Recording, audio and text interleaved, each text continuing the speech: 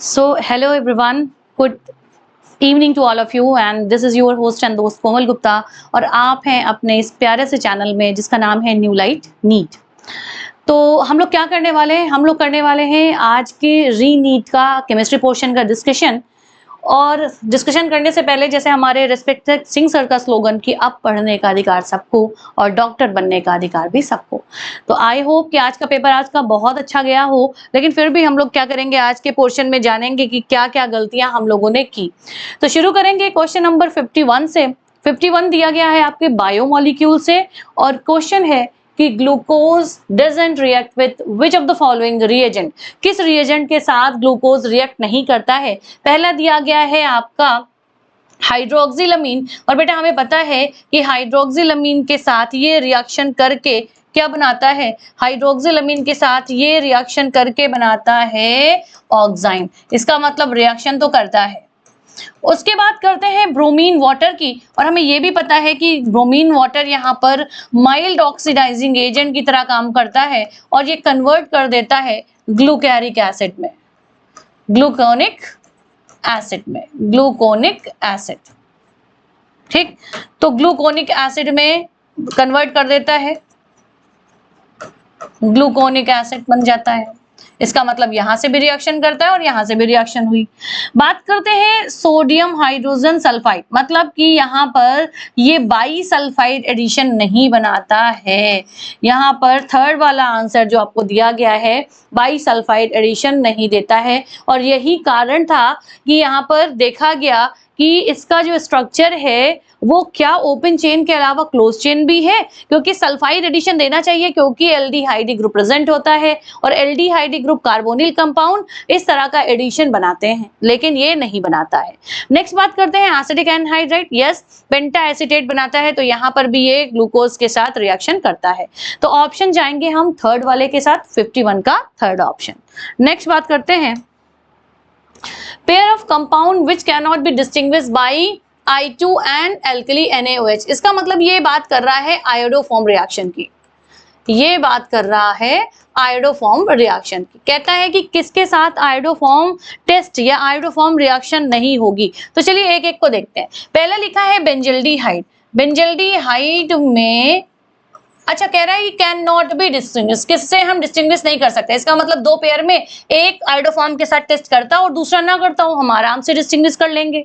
यहाँ पर देखिए ये है बेंजल्डिहाइड एंड दूसरा दिया गया है एसिटल्डिहाइड, मतलब कि CH3COH ग्रुप।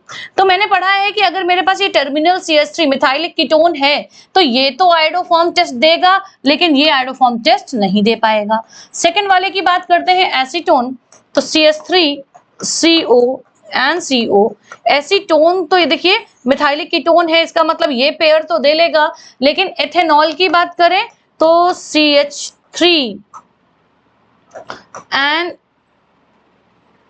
CH2OH, CH3CH2OH। तो हम ऐसे लिख सकते हैं आपको समझाने के लिए CH3CH2OH। हमने ये भी पढ़ा है कि अगर मेरे पास 2 डिग्री अल्कोहल जैसा फ्रेमिंग है तो भी ये दोनों ही पेयर क्या करेंगे, हमें डिस्टिंग्विश कर देंगे, मतलब दोनों ही पेयर क्या करेंगे, आयोडोफॉर्म टेस्ट दे पाएंगे। थर्ड की बात करते हैं बेंजोफिनॉन एंड एसिटोफिनॉन। थर्ड वाले की बात करते हैं तो बेंजोफिनॉन एंड एसिडोफिनॉन। तो सेकंड वाले में तो बेटा दोनों पेयर हैं, एसीटोन एंड एथेनॉल, दोनों ही पेयर क्या करेंगे, दोनों ही पेयर डिस्टिंग्विश कर सकते हैं और कह रहा है कैन नॉट बी डिस्टिंग्विश। अब आए बेंजोफिनॉन एंड एसिटोफिनॉन। तो बेंजोफिनॉन की बात करेंगे तो ये रहा हमारा बेंजोफिनॉन और एसिटोफिनॉन की बात करेंगे तो ये हमारा रहा एसिटोफिनॉन, COCH3। इसका मतलब यहां से भी क्या करेगा, एक पेयर ये वाला पेयर क्या करेगा, रिएक्शन दे देगा, लेकिन दूसरा वाला नहीं देगा। थर्ड वाले में चलते हैं प्रोपेन टू ऑल। फोर्थ वाले में चलते हैं प्रोपेन टू ऑल। प्रोपेन का मतलब हो गया हमारा ये वाला carbon and two ol and propane 1 ol. तो बेटा यहाँ पर भी ये नहीं दे पाएगा जबकि ये वाला पेयर दे लेगा। इसका मतलब हर किसी में डिस्टिंग्विश किया जा सकता है एक्सेप्ट वन, एक वो स्ट्रक्चर जिसमें दोनों ही कंपाउंड क्या कर रहे हैं, आयोडोफॉर्म के साथ पॉजिटिव टेस्ट दे रहे हैं। इसका मतलब है कि जो सेकेंड ऑप्शन है उससे हम आयोडोफॉर्म के थ्रू हम इनको अलग अलग नहीं कर सकते क्योंकि दोनों ही पॉजिटिव रिएक्शंस दे रहे हैं। तो second will be the answer. फिर हम चलते हैं नेक्स्ट चलेंगे। तो नेक्स्ट में आपका क्वेश्चन है क्वेश्चन नंबर 53। इक्विलिब्रियम का है बेटा, दो रिएक्शन दी गई है। If the equilibrium constant for this reaction N2 + O2 gives 2NO, इसके लिए इक्विलिब्रियम कांस्टेंट दिया गया कि the equilibrium constant will be. अच्छा, इस रिएक्शन के लिए आपको कैलकुलेट करना है इक्विलिब्रियम कांस्टेंट। चलिए देखते हैं क्या हुआ है इसके साथ। अगर हम इस पहली वाली रिएक्शन को हाफ से मल्टीप्लाई कर दें तो मुझे लगता है मुझे यही सेम सेकेंड रिएक्शन मिल जाएगी। इसका मतलब है कि जो कांस्टेंट है, हमने पढ़ा है कि अगर किसी फैक्टर से मल्टीप्लिकेशन करते हो तो कांस्टेंट के स्क्वायर के रूप में उसी डिजिट को रख दो तो आपका न्यू कांस्टेंट मिल जाता है। इसका मतलब है कि जो k न्यू आएगा दैट विल बी द, ये k दिया गया है एंड पावर ऑफ हाफ, ये हो जाएगा आपका सिंपल सा आंसर, क्योंकि जब हम मल्टीप्लिकेशन से करते हैं तो वो पावर के रूप में जाती हैं। तो fourth will be the answer. बहुत ही आसान सा क्वेश्चन था। Which of the following is the correct IUPAC name. 4 option दिए गए हैं, 4 बन के दिए गए हैं, आपको ढूंढना है कौन सा एक करेक्ट है। चलिए शुरुआत कर देते हैं। तो पहले वाले की बात करेंगे। पहले वाले में 3 इथाइल 4,4 डाइमिथाइल हेप्टेन, जैसा कहा गया बना दो। कहते हैं हेप्टेन का मतलब 7 कार्बन, 1 2 3 4 5 6 7, 1 2 3 पे कह रहे हैं इथाइल लगा है एंड 4 पे कह रहे हैं 2 मिथाइल लगे हैं। अब ये इन्होंने जैसा बोला वैसे हमने बना दिया। अब अपने आप से अगर नेमिंग करें तो क्या नाम आ रहा है, क्या यही आएगा? यस, पास में यही चेन पड़ रही है तो इसका मतलब है यही नाम आ जाएगा 3 इथाइल 4,4 डाइमिथाइल हेप्टेन। भाई यही सही लग रहा है, मेरा तो पहला ही वाला ऑप्शन में मुझे सही करेक्ट आंसर मिल चुका है। बिल्कुल ठीक है ये पहला ऑप्शन, लेकिन फिर भी हम चेक करेंगे आगे के ऑप्शंस भी। कह रहा है कि 4,4 डाइमिथाइल इथाइल, देखो यहाँ से ही गलत हो गया, पहले मिथाइल लिखा है बाद में इथाइल लिखा है, मतलब कि अल्फाबेटिकल ऑर्डर में आ नहीं रहा है। फिर से लिखा है 5 इथाइल एंड 4,4 डाइमिथाइल, इसका मतलब इन्होंने मिथाइल को पहले प्रायोरिटी दी है, इथाइल को बाद में, तो ये भी गलत है क्योंकि नंबरिंग हमें अल्फाबेटिकल ऑर्डर में करनी होती है। यहाँ पर भी लोकेशन के थ्रू ये गलत हो गया। लास्ट में अगर हम चले 4,4 बिस, और मिथाइल बेटा छोटा ब्रांच होती है, छोटा एल्काइल होता है, इसके लिए हम डाई का यूज करते हैं ना कि बिस का यूज करते हैं। तो यस, तीनों जो गिवन है वो करेक्ट नहीं है, सिर्फ एक ही करेक्ट है विच इज फर्स्ट ऑप्शन। तो हम जाएंगे अपने फर्स्ट ऑप्शन की तरफ। फिर से आया एक क्वेश्चन इक्विलिब्रियम से, पीएच वैल्यू आया, pH of 0.2 molar sodium phenoxide solution will B, क्या होगी, जबकि पीके दी गई है फिनॉल की 9.95। अच्छा, फिनॉक्साइड आयन की बात करें तो फिनॉक्साइड आयन जो है या फिनॉक्साइड है जो सॉल्ट बना वो कैसे बना, क्या ये बना किससे, सॉल्ट ऑफ, यहाँ पर क्या रहा होगा, फिनॉक्साइड की बात करें तो यहाँ पर ये देखिए फिनॉक्साइड पहले देख लें, ये हुए फिनॉक्साइड हमारा, इसका मतलब ये बना होगा फिनॉल से, ये बना होगा फिनॉल से और साथ ही एल्कली से। अब यहाँ पर देखो फिनॉल और एल्कली में हम इसको क्या मानते हैं, ये है वीक एसिड और स्ट्रॉन्ग बेस का सॉल्ट है। इसका मतलब है कि जो फिनॉक्साइड है सोडियम का वो सॉल्ट है किसका, weak acid and strong base के लिए। तो अगर हमें वीक एसिड और स्ट्रॉन्ग बेस का इक्वेशन चाहिए तो हम जानते हैं एक फार्मूला कि pH इज इक्वल्स टू 7। अब स्ट्रॉन्ग बेस है मतलब कि ज्यादा आएगी pH की वैल्यू 7 से, तो plus half of pKa value जो कि गिवन है हमारे क्वेश्चन में, प्लस log C। इसी वैल्यू पे मुझे सारी चीजें कैलकुलेट करनी है। चलिए देखते हैं। तो pKa value is given and log C भी हमारा गिवन है, यहाँ पर log C भी हमारा यहाँ पर देखिए आप ध्यान से, तो log C भी हमारा यहाँ पर गिवन है। तो क्या वैल्यूज हम फटाफट पुट कर सकते हैं, बोलिए बेटा, क्या हम यहाँ पर वैल्यूज फटाफट पुट कर सकते हैं? अगर हम यहाँ देखें कि 7 प्लस हाफ pKa की वैल्यू दी गई है 9.95 एंड log C की जगह हमें रखना है 0.2। अब यहाँ पर सारी वैल्यूज पुट करेंगे आप, जब log C की वैल्यू आप रख देंगे कितना, log C की जगह पर रख सकते हैं 0.2 है यहाँ पर, तो 0.2 की जब वैल्यू निकालेंगे इसका मतलब है कि नेगेटिव में आ जाएगा 0.7 के आसपास की, अप्रोक्स 0.2 का होता है 0.7, हम नेगेटिव में 0.7 यहां पर लिख सकते हैं। तो अगर हम यहां कैलकुलेशन करें तो जो आपका आंसर आएगा वो आएगा आपका 7 प्लस अप्रोक्स, अगर आप इसको कैलकुलेट करेंगे तो ये वैल्यू निकलेगी 4.6 के आसपास की, और ये ऐड होके आ जाएगी 11.6। तो यहाँ पर सिर्फ कैलकुलेशन है, आपको सिंपल कैलकुलेशन करनी है, वैल्यूज पुट करनी है, बस याद रखना है यहाँ पर जो पॉइंट है की पॉइंट की, ये जो सॉल्ट बना है वो किससे बना है, वीक एसिड और स्ट्रॉन्ग बेस से बना है। इसी के साथ हम जाएंगे फोर्थ ऑप्शन की तरफ, और वैसे भी स्ट्रॉन्ग बेस है तो 7 से ऊपर ही इसका पीएच आना था। नेक्स्ट आता है which among the following is a Lewis base. कहते हैं लुईस बेस कौन, लुईस बेस वो जो अपने लोन पेयर को डोनेट कर सके, इजिली अवेलेबिलिटी हो लोन पेयर की। चलो पहले की बात करते हैं B2H6 बेटा जी, डाइबोरेन दिया गया है मतलब BH3 का डाइमर है, और ये कैसा होता है, ये इलेक्ट्रोफाइल होता है, इलेक्ट्रॉन डिफिशिएंट होता है ना, और इलेक्ट्रॉन डिफिशिएंट है तो ये लुईस एसिड की तरह बढ़िया काम करता है, इसको चाहिए होते हैं इलेक्ट्रॉन। यहां पर भी देखें तो AlCl3 में एल्यूमिनियम का जो ऑक्टेट है वो इनकम्प्लीट है, ऑक्टेट इनकम्प्लीट है, इसका मतलब है कि यहां पर भी ये जो एक्ट करेगा वो लुईस एसिड की तरह काम करेगा। अब बात करें वाटर की, तो वाटर में ऑक्सीजन के पास कुछ एक्स्ट्रा इलेक्ट्रॉन भी हैं, 2 पेयर ऑफ लोन पेयर हैं इसके पास, 2 पेयर हैं लोन पेयर के, इसका मतलब ये आसानी से किसी को इलेक्ट्रॉन दे सकता है, इसका मतलब ये एज अ लुईस बेस काम करेगा। और आपसे पूछ भी रहा है लुईस बेस, तो लुईस बेस। इसके बाद FeCl3 में भी ये कैसा काम करता है, ये इसका ऑक्टेट इनकम्प्लीट है तो क्या करेगा, ये इलेक्ट्रोफाइल की तरह ये भी काम करेगा। इसका मतलब है कि लुईस बेस आपका सिर्फ एक है, ये भी लुईस एसिड की तरह काम करता है, सिर्फ लुईस बेस में जाएंगे तो third will be the answer. चलिए नेक्स्ट चलते हैं। कंसीडर द फॉलोइंग रिएक्शन, कुछ सेट ऑफ रिएक्शन दी गई हैं। सबसे पहले बेंजोइक एसिड को रिएक्ट कराया गया SOCl2 से, कहते हैं A क्या बनेगा, A बन रहा है। जब SOCl2 देखा आपने और बेंजोइक एसिड लिया तो क्या होगा, क्या यहाँ पर सब्स्टिट्यूशन रिएक्शन हो जाएंगी, यस। यहाँ पर क्या होगा, A में आपका COCl बन जाएगा, आपका एथेनॉइल बेंजोनोइल क्लोराइड बन जाएगा या बेंजोइल क्लोराइड बन जाएगा, ये बना A। उसके बाद जो सेट दिया गया है which is very important, famous naming reaction. कोई बताएगा कि फेमस नेमिंग रिएक्शन कौन सी है, ये यस रोजेनमंड रिडक्शन की बात की जा रही है यहाँ पर, ये है रोजेनमंड रिडक्शन, जहां पर एथेनॉइल क्लोराइड से आप क्या बना सकते हैं, यहाँ पर एसिटाल्डिहाइड का फॉर्मेशन, सॉरी बेंजल्डिहाइड का फॉर्मेशन आपको मिल जाएगा। इसका मतलब है कि जो B है वो क्या हो जाएगा, वो हो जाएगा आपका बेंजल्डिहाइड। तो A क्या था, A था हमारा benzoyl chloride and BH acetaldehyde. Next बात करते हैं, दिया गया है alkyl halide which react faster by SN1 mechanism. SN1 mechanism के लिए कुछ इंपॉर्टेंट बातें को रिवाइज कर लिया जाए।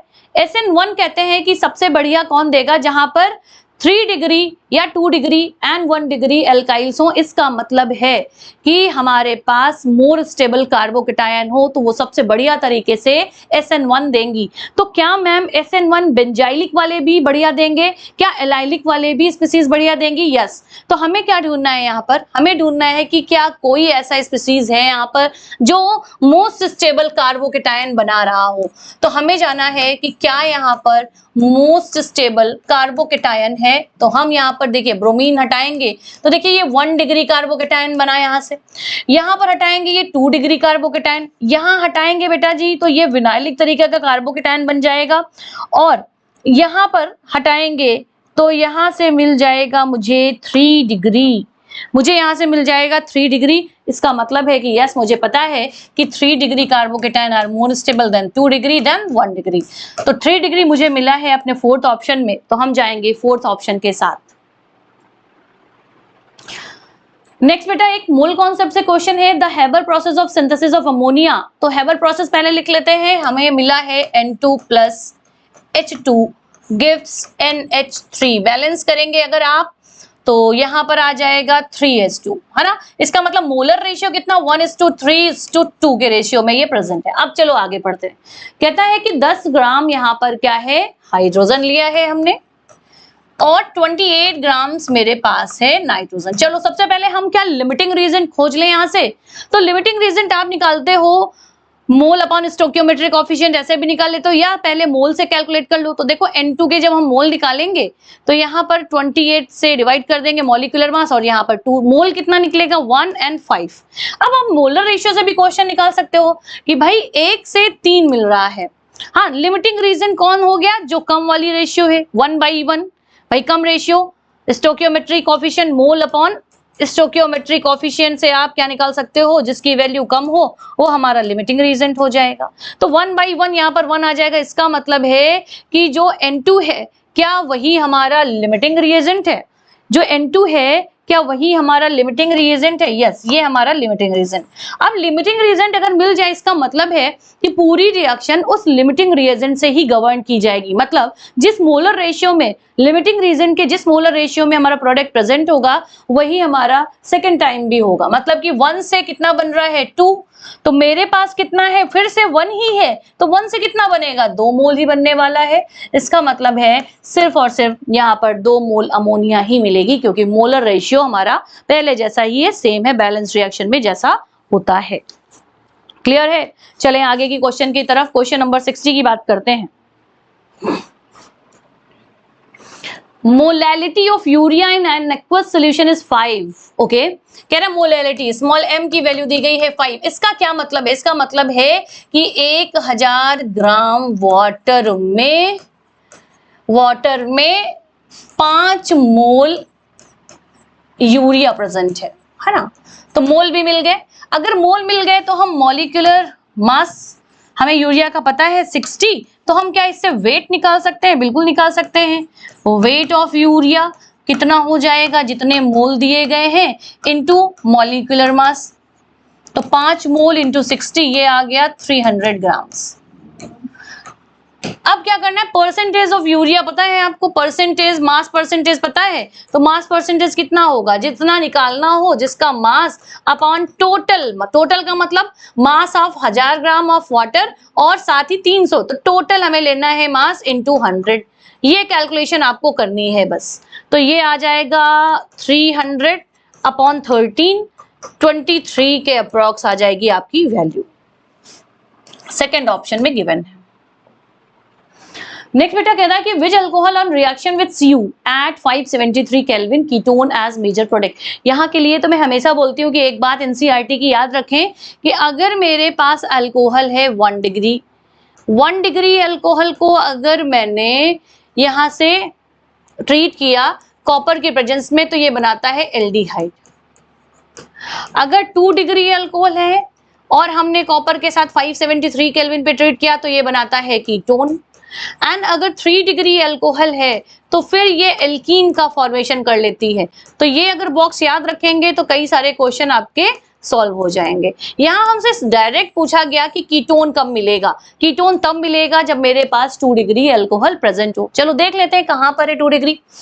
ये अल्कोहल गया तो ये भी 2 डिग्री था, ये वाला 1 डिग्री है बेटा, ये 3 डिग्री है एंड अगेन ये 1 डिग्री है। मुझे क्या चाहिए था 2 डिग्री। 2 डिग्री कहाँ दिया गया है, फर्स्ट ऑप्शन में गिवन है, तो पहला ऑप्शन हो जाएगा।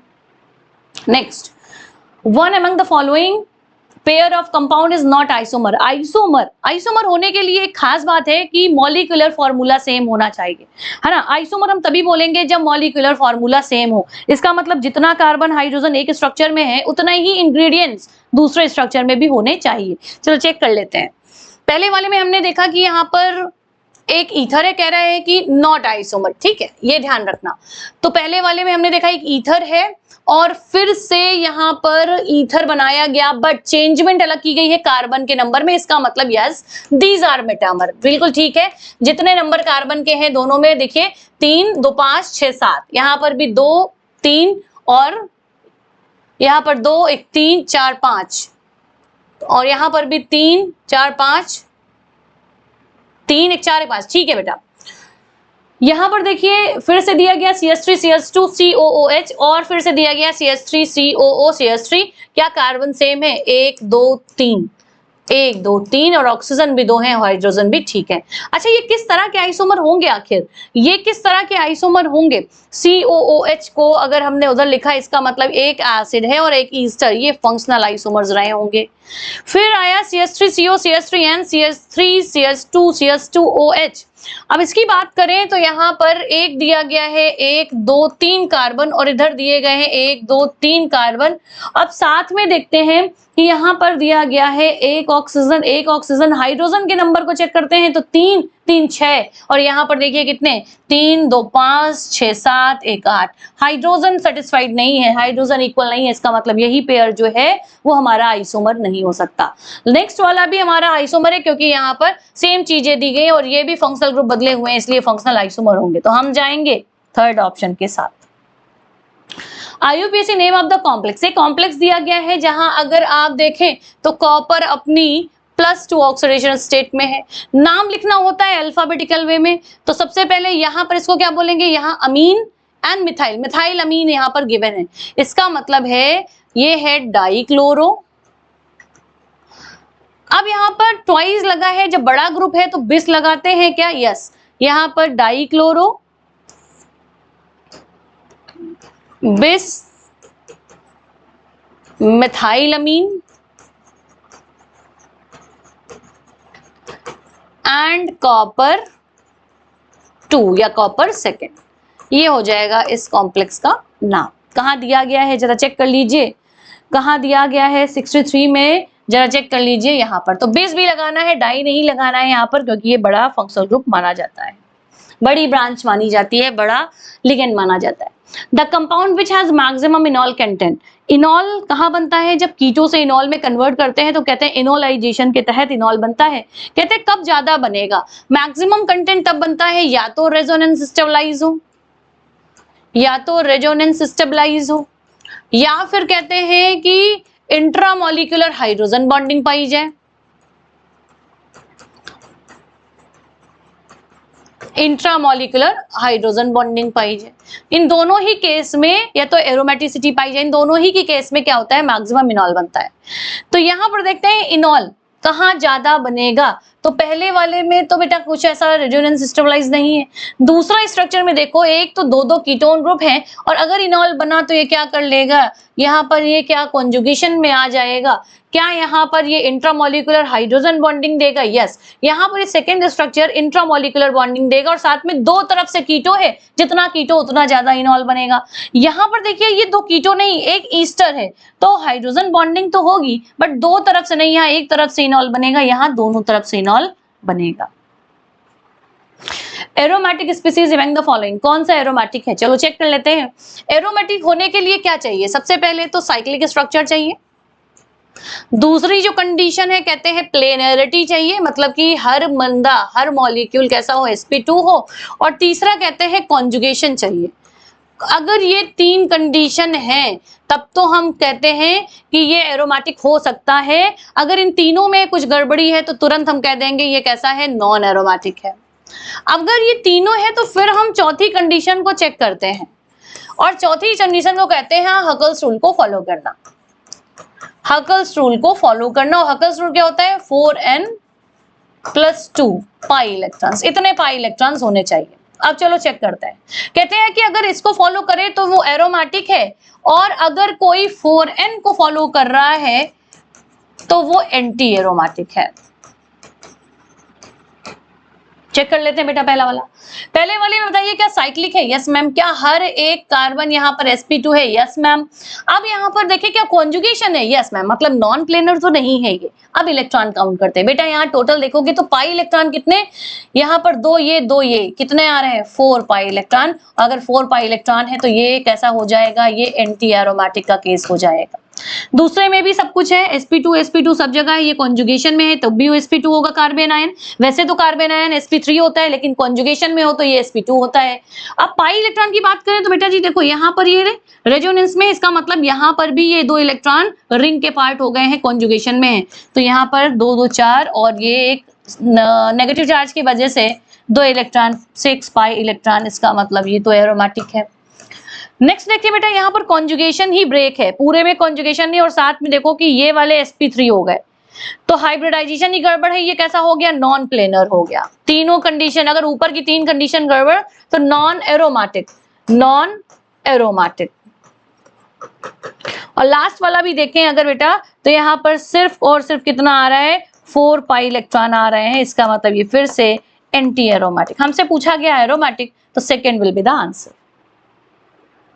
कंसीडर द फॉलोइंग रिएक्शन, यहाँ पर हाइड्रेशन दिख रहा है एल्कीन का, अगर एल्कीन का हाइड्रेशन है तो हम मार्कोनिकोव के हिसाब से करवाएंगे, रीअरेंजमेंट भी पॉसिबल है। तो ए मेजर जो है वो क्या होगा, वो ए मेजर होगा हमारा 2 डिग्री अल्कोहल, या हम बेंजाइल अल्कोहल बोल सकते हैं, मोस्ट स्टेबल, क्योंकि मार्कोनिकोव रूल लग रहा है मोर स्टेबल कार्बोकेटायन को भी ध्यान में रखेंगे, तो ए बन जाएगा कुछ ऐसा। अब कहते हैं कि हम इसका क्या कराएं, हम इसका आयोडोफॉर्म रिएक्शन कराएं, और आयोडोफॉर्म रिएक्शन इज ऑक्सीडेशन। यहाँ पर बेटा जी ये वाला जो कार्बन है, ये वाला कार्बन है वो बदल जाएगा CHI3 में, मतलब कि आयोडोफॉर्म में, और बचा हुआ जितना भी पोर्शन है वो कन्वर्ट हो जाएगा आपके एसिड में। तो क्या आ जाएगा आपका PHCOOH, COOH, जितने कार्बन है उतने कार्बन का एसिड।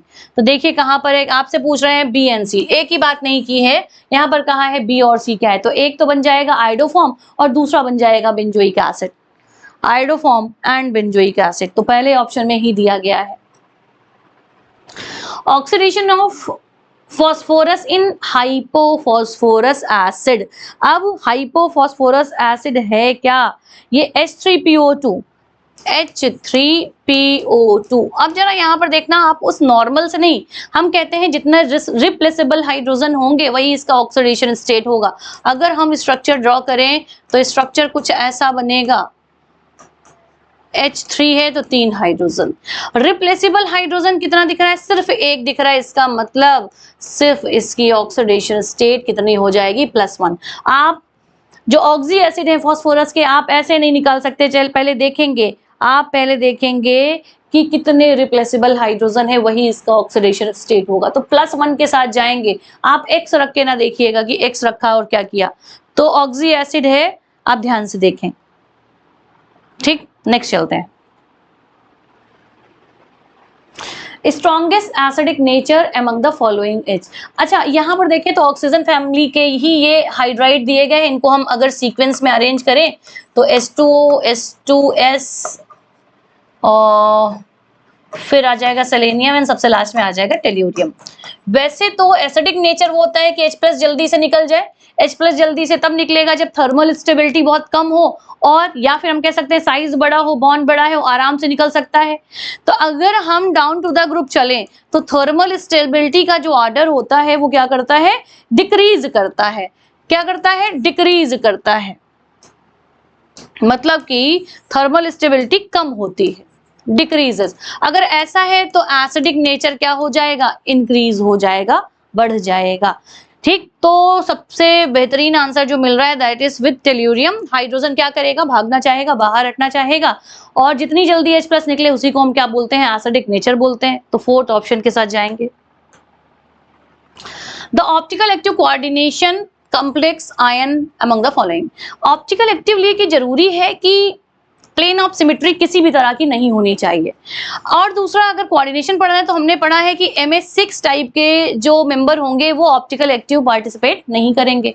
नीचे के 2 ऑप्शन तो ऐसे ही खत्म हो गए, क्योंकि यहाँ पर देखिए लिगेंड मोनोडेंटेड लगे हैं, वो भी 6 टाइम MS6 टाइप का है। अब बात करते हैं 2 की, तो 2 में एक ट्रांस एक सिस है। आप जानते हैं कि अगर हमने ट्रांस लिखा तो ट्रांस में पूरे चांसेस हैं कि ट्रांस में क्या हो सकता है, यहाँ अगर हमने कोबाल्ट लिखा तो हम यहाँ पर लगा सकते हैं ट्रांस, तो ट्रांस का स्ट्रक्चर मान लीजिए ईन इधर भी आ गया, ईन हमने इधर रख लिया, और 2 क्लोरीन एंड 2 क्लोरीन, इसमें सिमेट्री है, सिमेट्री है, इसका मतलब ऑप्टिकल एक्टिव नहीं होगा। दूसरे सिस की बात करें तो सिस वाले में अगर हम लगाएं तो सिस वाले का कुछ ऐसा बन जाएगा CO। अगर मान लीजिए इधर हमने ईन रख दिया, इधर हमने ईन रख दिया और सिस है तो NH2 NH3 2 टाइम्स इधर हमने लगा दिया बगल बगल, और Cl2, ये सिस स्ट्रक्चर हमने बनाया।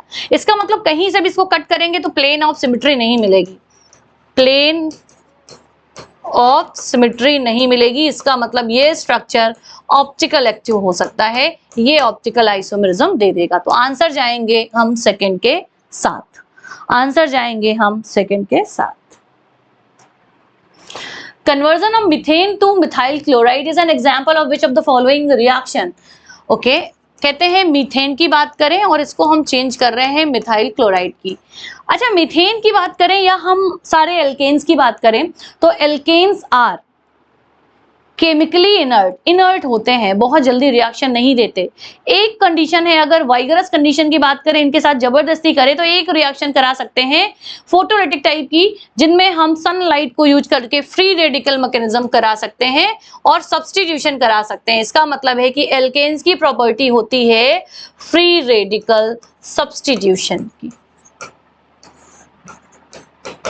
तो किस ऑप्शन के साथ जाएंगे? हमारा ऑप्शन गिवन है फोर्थ पर। नेक्स्ट बेटा क्वेश्चन नंबर 71 में चलेंगे तो एक रिएक्शन का रेट दिया गया है, रेट ऑफ रिएक्शन दी गई है कितनी, S2 की पावर 1 एंड Br2 की 1/2। अब यहां पर अगर हम ऑर्डर कैलकुलेट करें तो ऑर्डर कितना हो जाएगा, 1 + 1/2 ये हो जाएगा, है ना, 1 + 1/2। ओके, तो ऑर्डर 3/2 हो जाएगा। तो चलो पहला कहते हैं, क्या reaction is of second order? नहीं बेटा, आपने देखा 3/2 है ऑर्डर। क्या मॉलिक्यूलरिटी? नहीं, मॉलिक्यूलरिटी तो वो होते हैं जितने मेंबर यहाँ पर, जितने मॉलिक्यूल्स यहाँ पर पार्टिसिपेट कर रहे हैं। तो यहाँ पर मॉलिक्यूलरिटी तो नहीं है, तो 2 हो जाएगी मॉलिक्यूलरिटी, लेकिन यहाँ पर 3/2 दिया गया, ये भी गलत। The unit of constant is second inverse. Second inverse होता है 1 फर्स्ट ऑर्डर रिएक्शन का, जबकि रिएक्शन का ऑर्डर यहाँ पर 3/2 है, ये भी नहीं होगा। The molecularity of the reaction is 2। Yes, दिख ही रहा है कि 2 मेंबर यहाँ पर पार्टिसिपेट कर रहे हैं, तो मॉलिक्यूलरिटी 2 हो जाएगी। इसका मतलब हम जाएंगे फोर्थ ऑप्शन के साथ। तो ये आपको 51 से लेके 71 तक के क्वेश्चन मैंने डिस्कस कराए। आगे के क्वेश्चन 72 से लेके ऑनवर्ड्स 100 तक आपको MS सर करवाएंगे। तो ट्यून्ड अप, बने रहिए सेशन पे और एंजॉय करिए सेशन को। चलिए बच्चा, आप लोगों ने क्वेश्चन नंबर 71 तक कोमल मैम के साथ देखा और 72 ऑनवर्ड आइए हम लोग क्वेश्चन डिस्कस करते हैं। तो क्वेश्चन नंबर 72 आपके सामने है, करें the metal ion which is colourless in aqueous medium. आपको क्या बताना है कि कौन सा मेटल होगा जो कलरलेस होगा, यानी उसके पास अनपेयर्ड इलेक्ट्रॉन्स ना हो। तो D0 हो सकता है और D10 हो सकता है, 2 कंडीशन आप लेंगे। तो आइए बच्चा जरा देख लो, स्कैंडियम के ऊपर अगर आपने +3 लगा रखा है तो स्कैंडियम का कॉन्फ़िगरेशन होता ही है D1S2, और अगर आपने +3 लगा दिया तो यहाँ भी 0 हो गया और यहाँ भी 0 हो गया, अंदर क्या बच गई, नोबल गैस। तो पहला ही आंसर आपको मिल जाएगा। वैसे अगर क्रोमियम +3 को आप चेक करेंगे तो क्रोमियम के लिए आप कॉन्फ़िगरेशन क्या लिखते हैं, D5S1। अगर आपने +3 लगा दिया तो 1 इलेक्ट्रॉन यहाँ से निकल गया, 2 इलेक्ट्रॉन यहाँ से निकल गए, तो क्या बच जाएगा, D3 अनपेयर्ड इलेक्ट्रॉन्स है, तो ये कैसा हो जाएगा, कलर्ड हो जाएगा। ऐसे आयरन +3 की आप बात कर रहे हो, क्या होता है भैया, D6S2। अगर आपने +3 लगा दिया तो 2 इलेक्ट्रॉन यहाँ से निकल गए, 1 इलेक्ट्रॉन यहाँ से निकल गया, तो क्या बच जाएगा, D5, 5 अनपेयर्ड इलेक्ट्रॉन्स है, तो ये भी क्या हो जाएगा, कलर्ड हो जाएगा।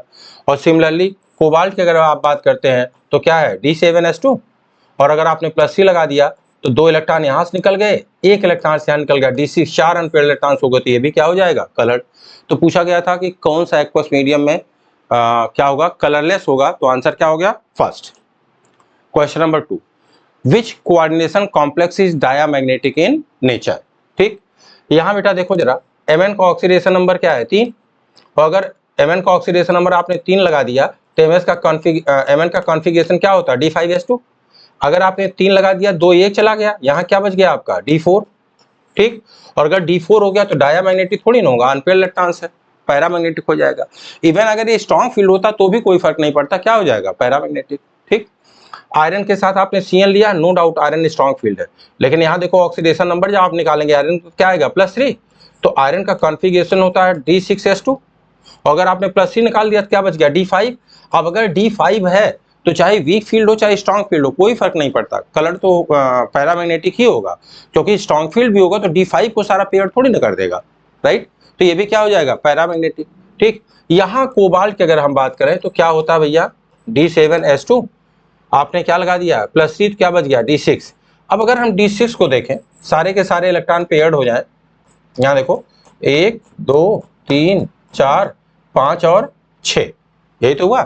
अब अगर इसे आपने यहाँ पेयर कर दिया और इसे आपने यहाँ पेयर कर दिया तो सारे के सारे क्या हो जाएंगे, पेयर्ड। तो ये एक संभावना बन सकती है। आगे जरा आओ, CO के साथ क्या है, फ्लोरीन लगा हुआ है, तो सिमिलर कंडीशन है, D6H2 है, +3 ऑक्सीडेशन स्टेट है, ये क्या हो जाएगा, D7H2 है, क्या हो जाएगा, D6। लेकिन ये वीक फील्ड है तो पेयरिंग की कहीं कोई संभावना ही नहीं है।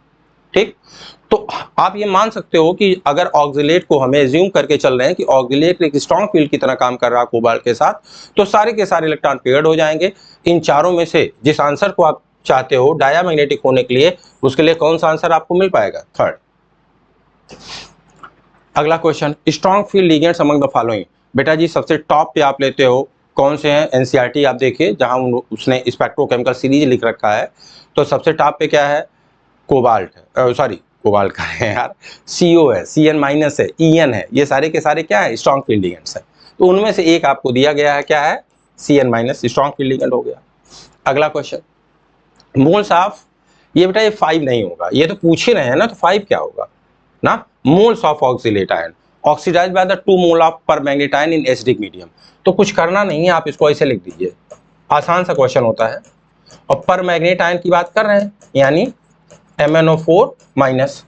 बेटा जी जब इसका ऑक्सीडेशन होता है तो ये क्रोमियम नहीं, भाई देखो एक मिनट, लिखने सीखने में गड़बड़ ना हो जाए यार, ये है आपका C2O4-2। ठीक, जब इसका ऑक्सीडेशन होता है तो ये क्या बना लेता है, CO2, और Mn कहाँ चला जाता है, Mn+2। तो जरा देखो, अगर इसकी बात कर रहे हो तो कितने का चेंज आ रहा है, 5 का। और अगर कार्बन की बात करो तो यहाँ कार्बन क्या है, +3, और यहाँ कार्बन क्या है, +4। तो एक कार्बन में कितने का चेंज आएगा, 1 का।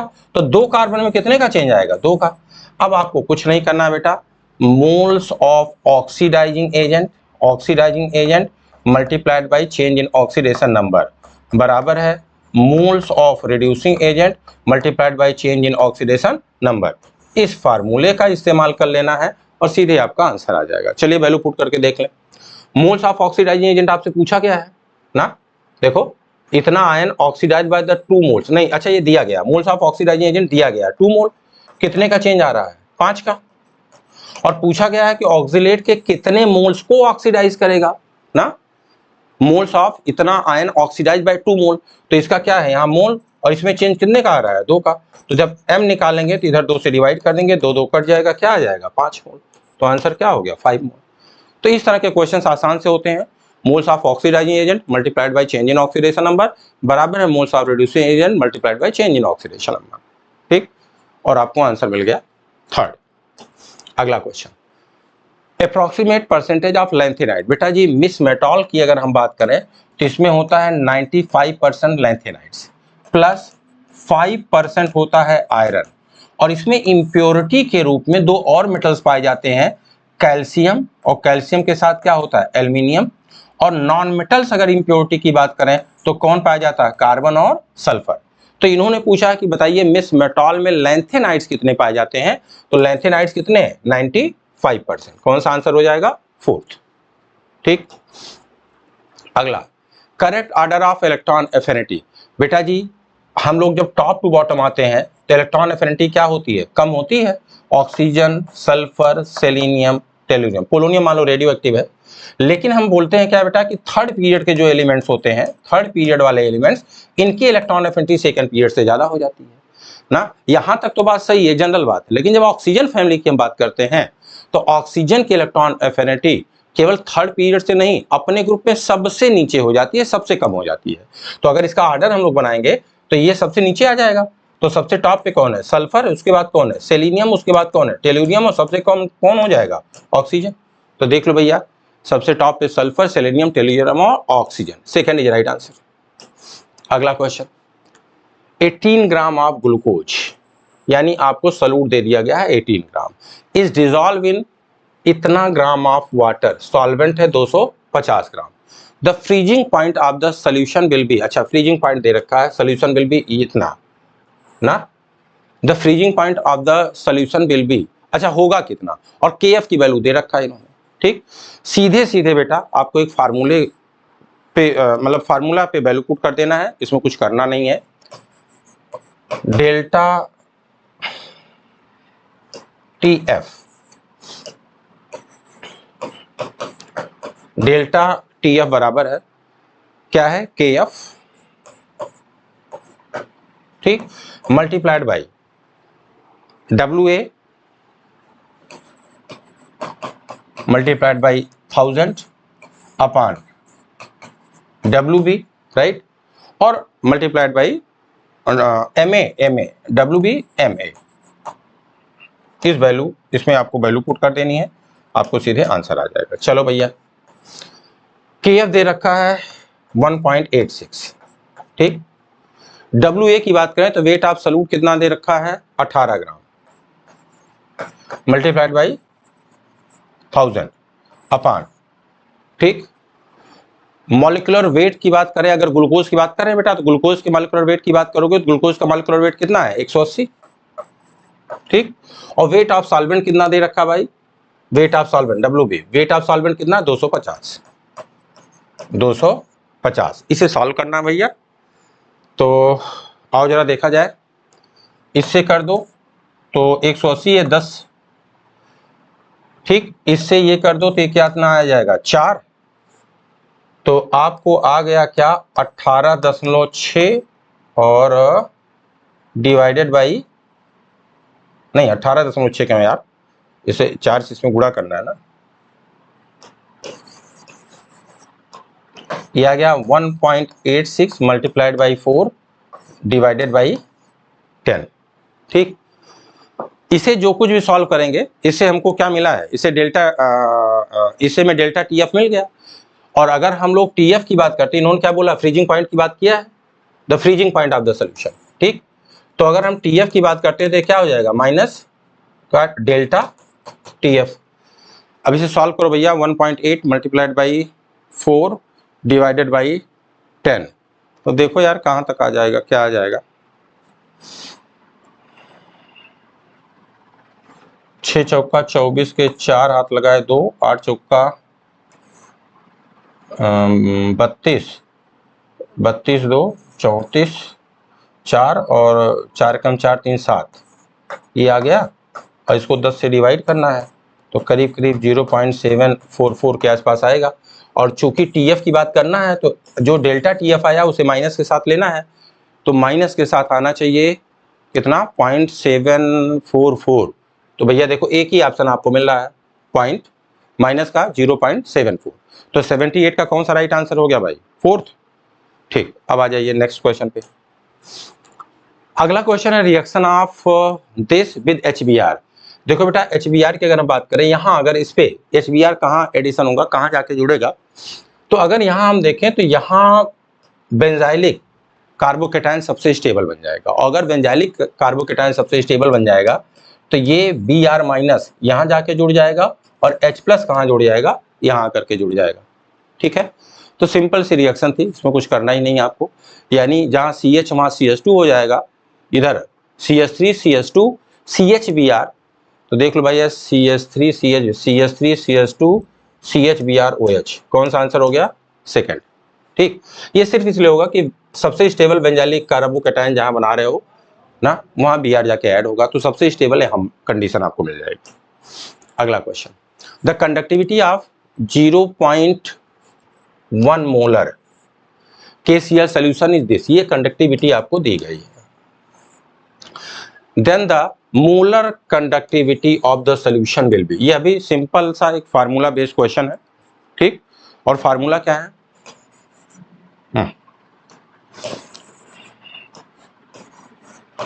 मोलर अगर कंडक्टिविटी की बात करते हैं, मोलर कंडक्टिविटी के लिए डायरेक्ट अगर फार्मूले की बात करें तो 1000 K divided by M multiplied by K divided by M, निकालो भैया। ये 1000 K की बात कहाँ है भाई, क्या दिया है, इफ द कंडक्टिविटी ऑफ इतना मोलर सोल्यूशन इज दिस, यानी 0.0015, ठीक। और डिवाइडेड बाई आपको मोलरिटी दी है 0.01। अब इसे सॉल्व करना है, ठीक। तो आओ भाई इसे सॉल्व किया जाए, 0.1 तो इसे हम लोग कर सकते हैं क्या, 0.15, ठीक। और 0.15 को अगर हम 1000 से मल्टीप्लाइड कर देंगे तो कितना आ जाएगा भाई, करीब करीब 150, नहीं करीब करीब क्या 150 आ जाएगा यार, इससे गुणा करोगे तो क्या आ जाएगा 150, तो आंसर कौन सा हो जाएगा, सेकंड। तो क्वेश्चन नंबर 80 का कौन सा हो गया, सेकंड। अगला question, which metal will not liberate the hydrogen when react with dilute H2SO4। बच्चा अगर डाइल्यूट H2SO4 की बात करें तो इलेक्ट्रोकेमिकल सीरीज में हाइड्रोजन के ऊपर वाले जो मेटल्स हैं वह डाइल्यूट H2SO4 के साथ हाइड्रोजन को रिप्लेस कर देते हैं, लेकिन नीचे वाले मेटल्स ऐसा नहीं करते। तो आपको सिर्फ देख लेना कि सीरीज में कौन सा ऊपर है कौन सा नीचे वाला मेटल है। तो बेटा जिंक भी सीरीज में ऊपर होता है, एल्यूमिनियम भी ऊपर होता है, कैल्शियम भी ऊपर होता है, लेकिन गोल्ड कहाँ होता है, सीरीज में नीचे है। तो अगर गोल्ड इलेक्ट्रोकेमिकल सीरीज में नीचे है तो डाइल्यूट एसिड से हाइड्रोजन को लिबरेट नहीं करेगा, तो आंसर कौन सा हो गया, फोर्थ। अगला question, if rate constant of chemical reaction is this, rate constant आपको ये दे दिया गया है, then the time required for the completion of 100% reaction. अच्छा, इनिशियल हम मान लेते हैं 1000, तो 90% आपको रिएक्शन को कंप्लीट करना है, ठीक है। सिंपल सा बेटा आपको एक फार्मूले का इस्तेमाल करना है, क्या, K बराबर है 2.303 RT, सॉरी RT नहीं आएगा, एक मिनट बच्चा, 2.303 by T log R initial ले लो और R मतलब फाइनल, जो भी R आपको लेना है, इनिशियल और R final.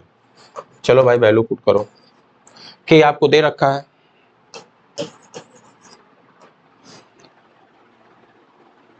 if rate constant of a chemical reaction is this, तो 4.606 multiplied by 10 to the power -3, ठीक, ये बराबर है 2.303 T आपको निकालना है लॉग, ठीक। इनिशियल अगर बोल रहे हैं 100% रिएक्शन आपको कर रहे हैं कि कंप्लीट हो रही है 100%, तो इनिशियल क्या 100 और कंप्लीट 100 नहीं 90% हो रही भाई, तो कंप्लीट क्या है 90% कंप्लीट हो गई, तो कितना बचा होगा आपका 10%, मतलब 10, 100 मान लेते हैं 100 था तो 90% कंप्लीट हो गया, तो क्या बचा 10, तो इसे जब सॉल्व करेंगे तो क्या आ जाएगा 10, लॉग 10 की वैल्यू अगर आप निकालोगे तो क्या आ जाएगी 1। तो आप बताओ T आपको निकालना है, तो T जब आप निकालोगे तो T बराबर आ जाएगा 2.303 divided by 4.606 multiplied by 10 to the power -3, और जब ये ऊपर चला जाएगा तो क्या हो जाएगा 10 टू द पावर 3, ठीक। अब इसे सॉल्व करना है, तो हाउ सॉल्व करके देखा जाए।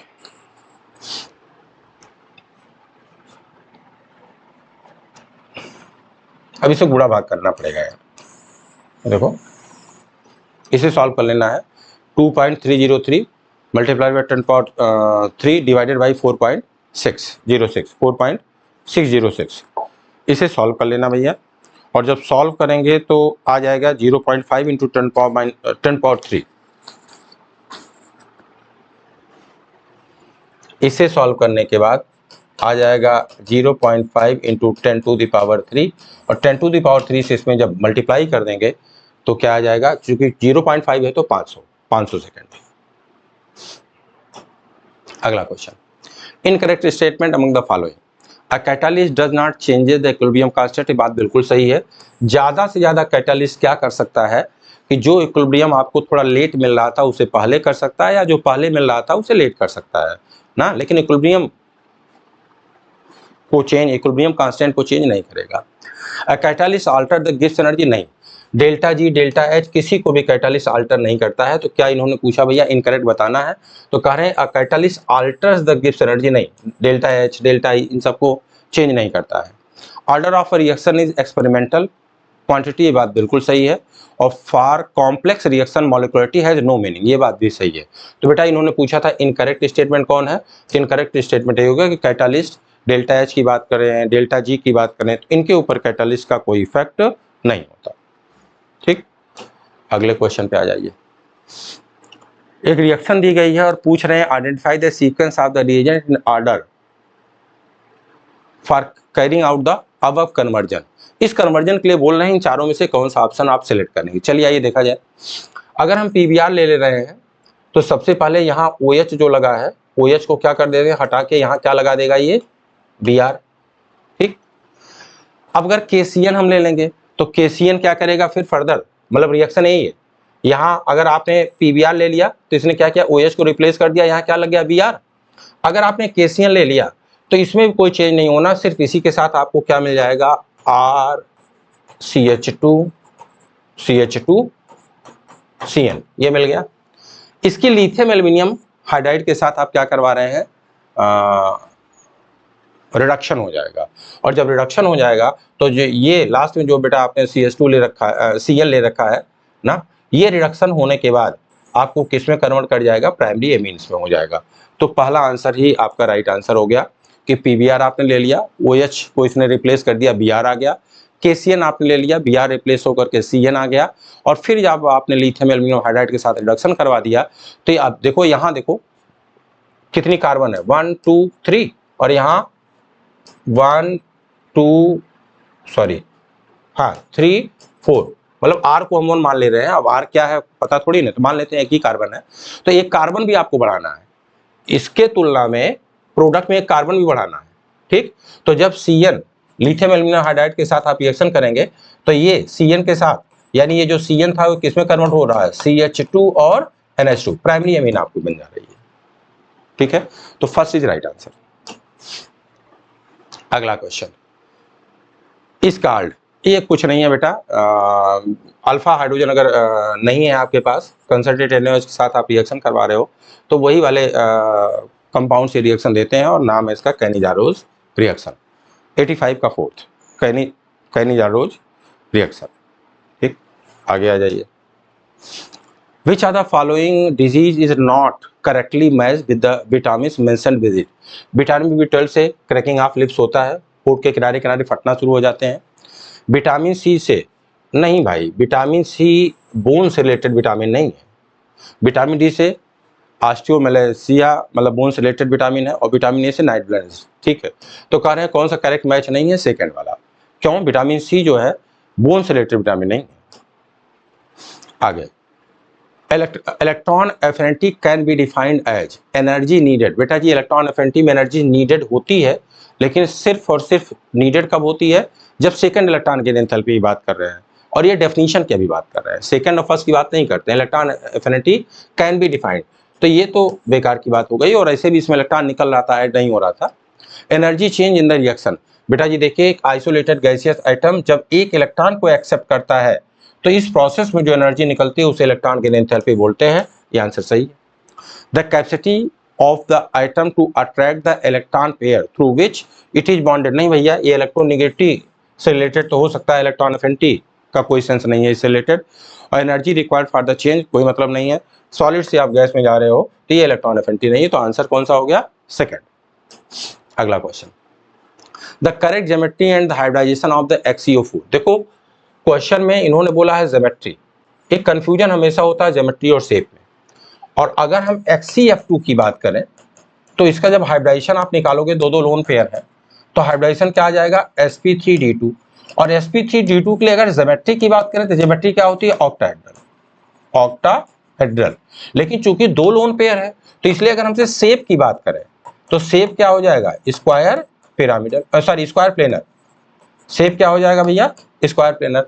लेकिन ये ज्योमेट्री की बात कर रहे हैं तो sp3d2 ही तो मिलेगा। तो देखो ये तो दोनों हमारे बेकार हो गए, क्यों, sp3d दे रखा और हमको क्या चाहिए, sp3d2 चाहिए, तो पहले तो ये दोनों हमारे बेकार हो गए। ठीक, अब पहले में ऑक्टाहेड्रल sp3d2 और दूसरे में है स्क्वायर sp3d2। लेकिन चूंकि ज्योमेट्री की बात कर रहे हैं तो इसीलिए हम क्या, स्क्वायर प्लेनर को नहीं सिलेक्ट करेंगे, किसे सिलेक्ट करेंगे, ऑक्टाहेड्रल। क्यों, ज्योमेट्री नहीं बदलती है, बदलता शेप है। लोन पेयर आने के कारण ज्योमेट्री नहीं चेंज होती, ज्यादा ज्यादा हम डिस्टार्टेड वर्ड इस्तेमाल कर सकते हैं बस। तो लोन पेयर आने के कारण ज्योमेट्री नहीं चेंज होती, चेंज क्या होता है, शेप। ठीक, तो चूंकि ज्योमेट्री पूछा है तो इसलिए आंसर क्या हो जाएगा, first. 2 mole of an ideal gas undergo isothermal and reversible expansion from the 2 litre to 20 litre. Initial क्या था, 2 लीटर, बाद में क्या हो गया, 20 लीटर।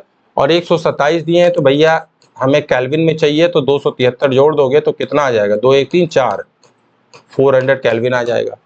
और कुछ तो चेंज नहीं करना है। 2 मोल दिया गया है आइडियल गैस का, और रिवर्सिबल एक्सपेंशन करवा रहे हैं। ठीक, सीधे सीधे आपको वर्क डन का फार्मूला इस्तेमाल कर लेना बच्चा। W बराबर है -2.303 nRT log V2 अपान V1। ठीक, आओ भैया, माइनस का 2.303, n कितना दिया है, 2 मोल, 2। R ले रहे हैं, चूंकि आंसर आ रहा किलो जूल में, देखो सारे आंसर कहाँ दे रहे हैं, किलो जूल में, तो जो R की वैल्यू हम लोग लेंगे वो क्या लेंगे, 8.3 इंटू 10⁻³ तो मल्टीप्लाइड बाई 8.3 इंटू 10⁻³ ठीक। केल्विन में टेम्परेचर आपने निकाल लिया, कितना आ गया है, 400। और कहां से कहां, तो V2 से V1 क्या है, 22, तो V2 आपका क्या है, 20, ये लॉग है भाई, यहाँ लॉग अपान क्या है, 2, इसे काट देंगे क्या आ जाएगा, 10, और log 10 की वैल्यू क्या हो गई, 1। तो अब इसे सॉल्व करना है बच्चा, माइनस का 2.303 multiplied by 2 multiplied by 8.3 into 10⁻, low R की वैल्यू यहाँ गलत, 10⁻, जब R की वैल्यू, हाँ ठीक है, -3 और मल्टीप्लाइड बाई 400। अब इस गुणा भाग को करके देखो भाई, -3 है 8.3, तो इसे अगर 4 इंटू 10⁻² कर दे तो -1 बच जाएगा। गुणा भाग करना पड़ेगा। चलो भाई देखो जरा गुणा भाग करो भाई, क्या आ रहा है,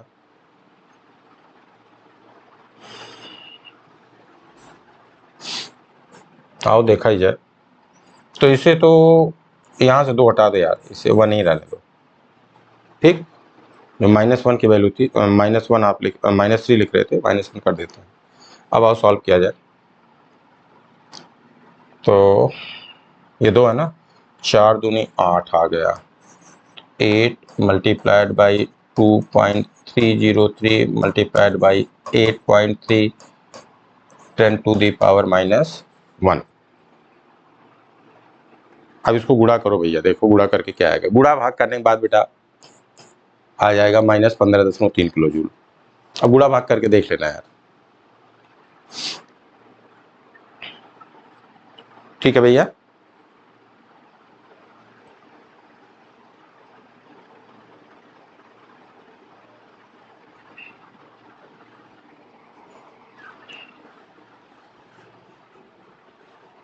चलिए अगले क्वेश्चन भाई, कंसीडर द फॉलोइंग सीक्वेंस। अच्छा, Br2 और KOH ले रखा है, ठीक।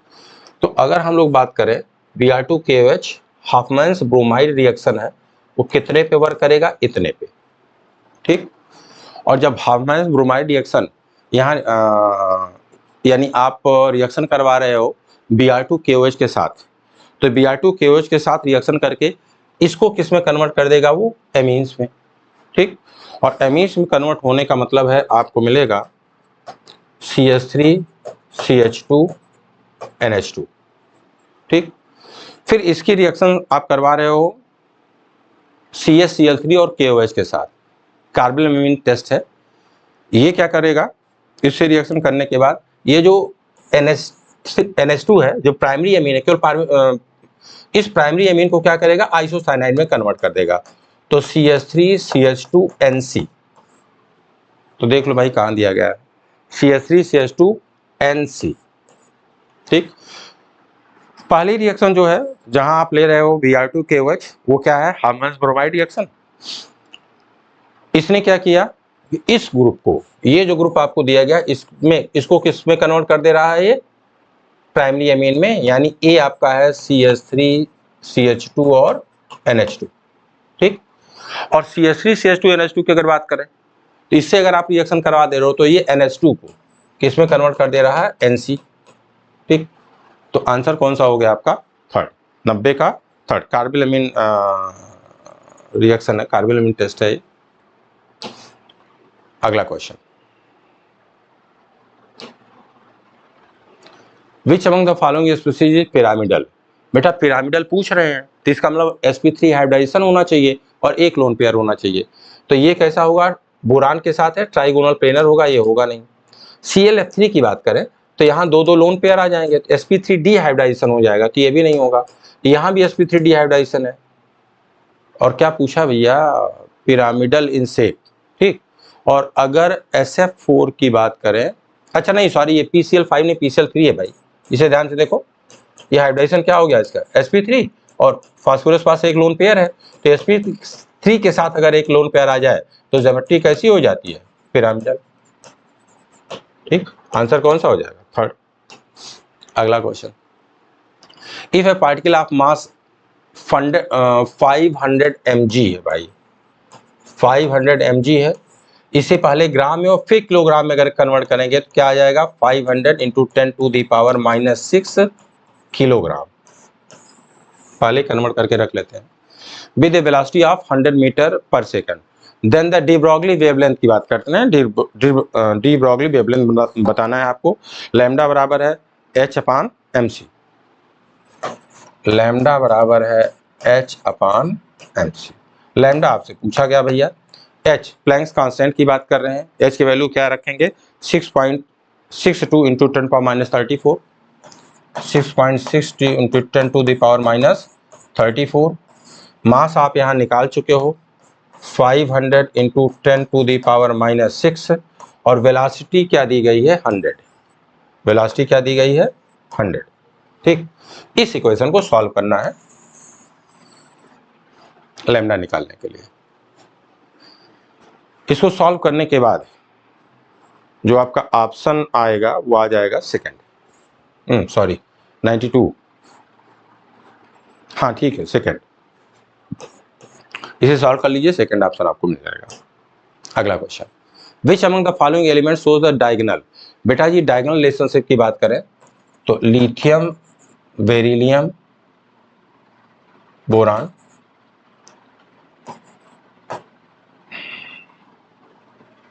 सेकंड और थर्ड पीरियड में होता है। सेकंड और थर्ड पीरियड के बीच क्या पाई जाती है, डायगोनल रिलेशनशिप। तो क्या है, ये second period, lithium, beryllium, boron, carbon, nitrogen, oxygen, fluorine और नियॉन। और थर्ड पीरियड की बात करें, sodium, magnesium, aluminium, silicon, phosphorus, sulphur, chlorine और आर्गन। लिथियम की डायगोनल रिलेशनशिप मैग्नीशियम के साथ, बेरिलियम की एल्यूमिनियम के साथ, बोरान की सिलिकॉन के साथ। तो पूछ रहे हैं कौन सा डायगोनल रिलेशनशिप शो करेगा विद बेरिलियम। तो देख लो बेरिलियम के साथ बोल रहे हैं, बेरिलियम के साथ कौन डायगोनल रिलेशनशिप शो करेगा, लिथियम के साथ नहीं। तो भैया बेरिलियम का पेयर कौन सा मिल गया आपको, aluminium, third is right answer. अगला question, maximum number of electrons present in D subshell की बात हो रही है, ऑर्बिटल नहीं हो रही है। ऑर्बिटल होता तो किसी भी ऑर्बिटल में बात करो 2 इलेक्ट्रॉन होते हैं, डी सबसेल की बात हो रही है, तो डी सबसेल में ज्यादा कितने इलेक्ट्रॉन्स रहते हैं, 10। The species which does not exist, बेटा जी जिसका बॉन्ड ऑर्डर 0 होगा वो स्पीसीज नेचर में एग्जिस्ट नहीं करेगी, राइट। किसका किसका बॉन्ड ऑर्डर 0 है, तो Li2-2 बॉन्ड ऑर्डर 0 हो जाएगा, He2 बॉन्ड ऑर्डर 0 हो जाएगा, Be2 बॉन्ड ऑर्डर 0 हो जाएगा, Ne2 बॉन्ड ऑर्डर 0 हो जाएगा, B2+2 बॉन्ड ऑर्डर 0 हो जाएगा। इनमें से कोई भी स्पीसीज नेचर में एग्जिस्ट नहीं करेगी क्योंकि सबका बॉन्ड ऑर्डर क्या है 0। तो तलाश लो, इसमें से एक ऑप्शन आपको दिख जाएगा, कौन सा ऑप्शन हो गया, सेकंड, नेचर में एग्जिस्ट नहीं करेगा। अगला question, which are the following relation is incorrect for the solution. कह रहे सोल्यूशन के लिए कौन सा इसमें से जो रिलेशन उन्होंने दे रखा है, कौन सा रिलेशन इनकरेक्ट है, कौन सा रिलेशन सही नहीं है, ठीक। अब नॉर्मेलिटी और मोलरिटी की बात करें तो नॉर्मेलिटी बराबर है N/M, मोलरिटी, ये नॉर्मेलिटी, ठीक। यहां देख लो भैया ये 3 नॉर्मल है, कह रहे मोलरिटी की बात करना है कि कितने मोलर के बराबर हो जाएगा, ठीक। या ये 0.5 मोलर है, ये कितने नॉर्मल के बराबर हो जाएगा। तो जरा देखो साल्ट है, साल्ट के लिए जब आप N निकालते हो तो आप क्या बोलते हो, टोटल चार्ज, टोटल नेगेटिव या टोटल पॉजिटिव चार्ज। तो अगर यहाँ हम देखें एक एल्यूमिनियम के ऊपर 3 होता है, 2 एल्यूमिनियम है, तो टोटल पॉजिटिव चार्ज क्या हो गया 6, और 6 पंजे क्या हो गया 30, यानी इसी को बराबर क्या कर देंगे 0.5 है ये, तो क्या हो जाएगा 3 मोलर हो जाएगा, सॉरी 3 नॉर्मल हो जाएगा ना। मोलरिटी दी गई है और आप चार्ज से मल्टीप्लाई कर देंगे तो आपको क्या मिल जाएगा, नॉर्मेलिटी इसकी मिल जाएगी। तो कितना हो जाएगा 3, और इधर 3 नॉर्मल दिया गया, इसका मतलब ये बात तो सही है, ठीक। और इन्होंने क्या पूछा, इनकरेक्ट पूछ रहे हैं भाई, आओ चेक करो, यहाँ आओ, ये 3 मोलर है और ये क्या 6 नॉर्मल है। अब जरा बताओ 3 मोलर है H2SO4, अगर इसकी बेसिसिटी की बात करें तो इसकी बेसिसिटी कितना है 2। तो अगर मोल में आपने बेसिसिटी से मल्टीप्लाई कर दिया तो नॉर्मलिटी आ जाएगी। तो 3 को जब 2 से मल्टीप्लाई कर देंगे तो क्या है 6 नॉर्मल हो जाएगा, यानी ये रिलेशन भी सही दिया गया है। यहाँ आ जाइए 1 मोलर कह रहे हैं इतने नॉर्मल के बराबर होगा क्या, तो अगर इस मोलरिटी को नॉर्मलिटी में चेंज करना है तो फास्फोरिक एसिड की बेसिसिटी क्या होती है 3। तो अगर 1 मोलर फास्फोरिक एसिड है तो ये 1/3 नहीं बल्कि किसके होगा 3 नॉर्मल के बराबर हो जाएगा। तो ये रिलेशन क्या हो गया, गलत हो गया, इनकरेक्ट इन्होंने पूछा था। चौथा देख लीजिए भैया 1 मोलर ये है, अब अगर इसे नॉर्मल में कन्वर्ट करना है तो वही टोटल पॉजिटिव या टोटल नेगेटिव चार्ज देखेंगे और उसे मोलरिटी में मल्टीप्लाई कर देंगे। 3 दूनी 6 है, तो 6 को अगर 1 में मल्टीप्लाई कर दें 6 नॉर्मल, ये रिलेशन भी सही है। तो कौन सा गलत हो गया, थर्ड। चलो भैया रिएक्टिव मेटल, अगर रिएक्टिव मेटल की बात करेंगे तो आयनाइजेशन जी सबसे कम होनी चाहिए, तो कौन सा हो गया ये, ठीक। फिर क्या नोबल गैस, नोबल गैस में अच्छा आप कह रहे हो सेकंड क्यों नहीं मिला रहे, मैचिंग वाले क्वेश्चंस में जहां कोई कंफ्यूजन ना हो, जहां कोई कंट्रोवर्सी होने के चांस ना हो, पहले उसे मिला लिया करो, आंसर मिल जाएगा, माथापच्ची करने की जरूरत ही नहीं है, ठीक। कह रहे हैं नोबल गैस, नोबल गैस का मतलब क्या, आयनाइजेशन जी सबसे बहुत ज्यादा होनी चाहिए, तो देख लो भैया आयनाइजेशन जी क्या है, बहुत ज्यादा है, ठीक। अब इस 2 से देखो मैच करेगा, 1 का Q और 3 का P, तो देखो भाई 1 का Q एक यहाँ है और एक 1 का Q यहाँ है, तो बाकी 2 तो हमारे ऑप्शन खत्म हो गए। 3 का P केवल यही है, देखो तो आंसर कौन सा हो गया, सेकंड। तो 97 का कौन सा आंसर आ गया भैया, 97 का सेकंड, ठीक। बाकी को मैच अपने आप हो जाएंगे, 2 हम लोगों ने मैच कर लिया, आंसर में मिल गया। अगला क्वेश्चन कह रहे हैं in the given reaction is an example of, किसका एग्जांपल है, जरा एक बात देखो भाई, ये Br क्या है माइनस है, ये माइनस है, और ये Cn भी क्या है माइनस है, माइनस मतलब क्या न्यूक्लियोफाइल है, तो इस रिएक्शन में आप कर क्या रहे हो, Br को रिप्लेस कर दे रहे हो और Cn उसकी जगह लग जा रहा है, तो एक न्यूक्लियोफाइल को दूसरा न्यूक्लियोफाइल हटा दे रहा है, तो क्या बोलेंगे न्यूक्लियोफिलिक सब्स्टिट्यूशन हो गया, सेकंड इज राइट आंसर। तो 98 का क्या हो गया भैया, second is right answer, nucleophilic substitution. अगला अच्छा टाइप ऑफ अमीन, और अच्छा एक 1 डिग्री अमीन है, gives yellow oily liquid with HNO2, gives isocyanide test, not react with the Hinsberg, ठीक। तो 99 का आंसर हम लोग को मैच करवाना है। देखो भैया अगर एक 1 डिग्री अमीन है तो अभी हम लोगों ने क्या बोला था कि आइसोसाइनाइड, अभी पिछले रिएक्शन हम लोग क्या करते थे, CH2NH2 है, और जब रिएक्शन करवा रहे थे कार्बन अमीन टेस्ट हम लोग बोल रहे थे, तो किस में कन्वर्ट कर जा रहा था, आइसोसाइनाइड में, तो 1 डिग्री तो आइसोसाइनाइड टेस्ट देता है, अभी आप पीछे बात करके आ रहे हो, ठीक। 3 डिग्री अमीन की बात करें तो नॉट रिएक्ट विद हिंसबर्ग, देखो हिंसबर्ग रिएजेंट की अगर बात करो तो यह हाइड्रोजन के साथ रिएक्शन करता है, और जब 3 डिग्री अमीन्स की आप बात करोगे यानी R के बाद N और इससे क्या है इधर भी क्या है कोई न कोई ग्रुप जुड़ा हुआ है, यानी कोई हाइड्रोजन नहीं है, तो 3 डिग्री अमीन्स हिंसबर्ग से रिएजेंट से रिएक्शन नहीं करेगा, तो ये अपने आप इससे मैच हो गया। तो देखो भैया क्या हो गया, A का Q और C का R, A का Q, तो ये तो दोनों ऊपर वाले बेकारी हो गए, और C का R एक में दिया गया, तो कौन सा आंसर हो गया, थर्ड। तो 99 का कौन सा आंसर हो गया भैया, थर्ड। अब 100 पे आ जाइए, NOCO, अच्छा बॉन्ड ऑर्डर की बात कर रहे हो भैया, 6 5 11 है, 6 10 का 3, तो अगर 11 करोगे तो 1.5, देखो 6 5 11 10 का 3 तो 11 का 1.5, CO है 6 4 10 10 का 3, इसके पास आ गए, O2 माइनस 6 दूनी 12 1 13, अरे ये गड़बड़ हो गया भाई पाला, सॉरी, ये तो हम बोल सही रहे हैं, टिक गलत कर दिया। देखो भैया 6 5 11 10 का 3 तो 11 का 2.5 होगा यार, ये आ गया। O2 माइनस 6 दूनी 12 1 13, इसका मतलब क्या हो गया 1.5, और O2 क्या हो जाएगा 2, तो भैया इसको मैच करवा के देख लो, पहले का D नहीं, पहले का C और दूसरे का D, पहले का C और दूसरे का D, एक ही ऑप्शन में पहले का C दूसरे का D, आंसर कौन सा हो गया, थर्ड। तो चलिए बच्चा ये क्वेश्चन आप लोग का डिस्कस हो गया पूरा, नेक्स्ट हम लोग मुलाकात करेंगे किसी अगले यूट्यूब सेशन में। थैंक यू बेटा, थैंक यू वेरी मच।